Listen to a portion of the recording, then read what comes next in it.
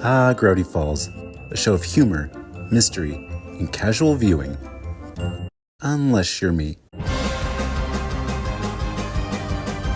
My name is Christian. You're probably wondering why I'm dressed as Zipper Pines and about to rewatch the entire series.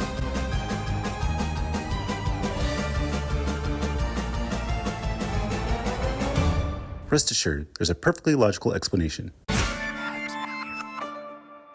All right, now we get into Boss Mabel. That's probably my least favorite episode of the season. It's not a bad episode, it just doesn't really feel too Gravity Fallsy. It really feels more just kind of like a sitcom episode of like The Simpsons or something. But yeah, the basic premise of this episode is that Mabel and Stan place a bet on each other that Mabel can run the Mystery Shack better than Stan can. Stan pretty much wants to go onto this game show called Cash Wheel, so he's going to be away for 3 days, and there needs to be a new boss to run the Mystery Shack while he's gone. So Mabel decides to take his place and, kind of run the Mystery Shack and everything. And, things kind of go wrong, when he kind of takes advantage of this and, kind of use it to take time off and hang out with her friends. Susan's kind of incompetent, being the whole like questioning the question mark, trying to draw more people in.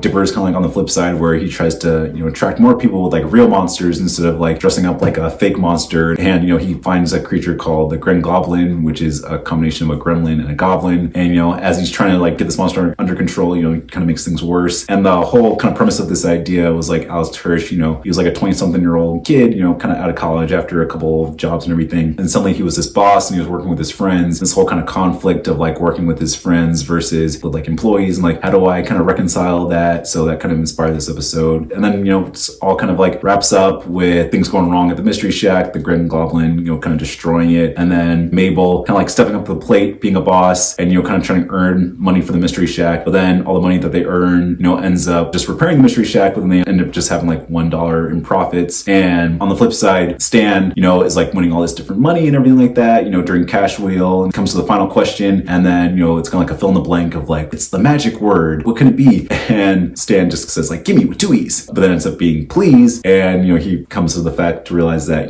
that word actually can win you money and everything, or actually can make things go your way. So despite this not being my favorite episode, it definitely does have like a one little Easter egg that'll become important later as the series goes on. So I definitely have to appreciate it for that. Thanks for the wiki for pointing that out. So yeah, so then he comes back to the Mystery Shack and then, having lost everything. And then, that ends up showing that Mabel won the bet. So then Stan has to do the Stan Wrong song, which is really funny. We get that little kind of like end credit tag of the twins filming him singing like, I'm Stan and I was wrong. I'm singing the Stan Wrong song and everything. So I think that was really fun. We also get Crib Crime at the end, which translates to heavy is the head that wears the fez, which is a reference to William Shakespeare's Henry IV, which King Henry says the famous line, uneasy lies the head that wears the crown, which is often misquoted as heavy is the head that wears a crown. But yeah, overall, it's just kind of like a okay episode, not really too many tie-ins. There's a couple of Easter eggs here and there. Like we see the clone copy machine in Stan's office. We see the Sasquatch from Tourist Trap in there. And then Stan raising the prices of the snow globes from like $2 to $20 to $200, which will definitely, kind of be a mainstay. Like if you look in the background, the prices of things kind of stays that way throughout the entire rest of the series. So yeah, overall, just like an okay episode and with a couple of like fun gags here and there, but overall, it's okay.